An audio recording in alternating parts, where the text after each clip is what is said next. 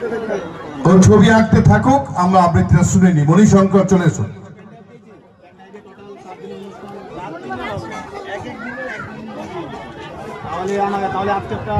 নমস্কার, আমার নাম মণিশঙ্কর জানা। আমি একটি আবৃত্তি বলে শোনাচ্ছি।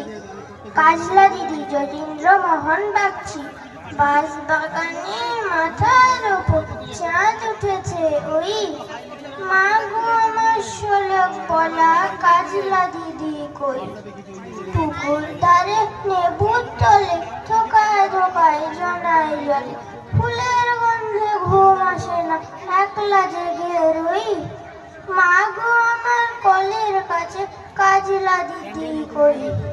সেদিন হতে দিদিকে কেনই বা না ডাকো, দিদির কথায় আঁচল দিয়ে মুখটি কেন ঢাকো, খাবার খেতে আসি যখন দিদি বলে ডাকি তখন, অঘর থেকে কেন মা আর দিদি আসে না গো, আমি ডাকি তুমি কেন চুপটি করে থাকো, বলো মা দিদি কোথায় গেছে, আসবে আবার কবে, কাল যে আমার নতুন ঘরে পুতুল বিয়ে। পিতাম বই সেখানেও তুমি, বাবার গল্পে তোমারই বীরত্ব।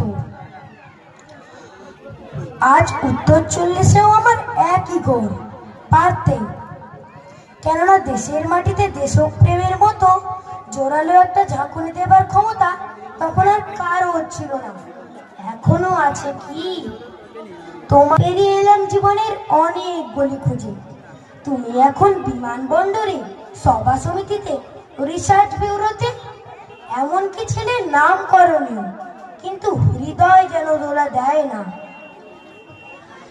জানো, তোমার জন্মদিনটা এখন সবাই ছুটির দিন বলে আইএস করে উপভোগ করে, আর ছেলেরা তারা তো দেশ থেকে বিদেশের খবরই বেশি রাখে, আর মেয়েরা তারাও স্বাধীনতার ভেলায় চড়ে হতচকিত, শুধু মাটিটা কাঁদে, সেই কান্নায় যেন বুক খরা, ভূমিকম্প, এল নিনো বন্যা হয়ে চারিদিক ভাসিয়ে দেয়। এখনো অভিমান করে শুয়ে থাকবে রেনকোজিতে?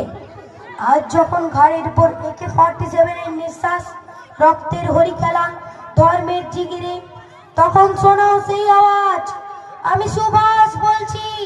মেয়েটা দৌড়ে এসে বলবে, মা মা দেখো উনি আসছেন।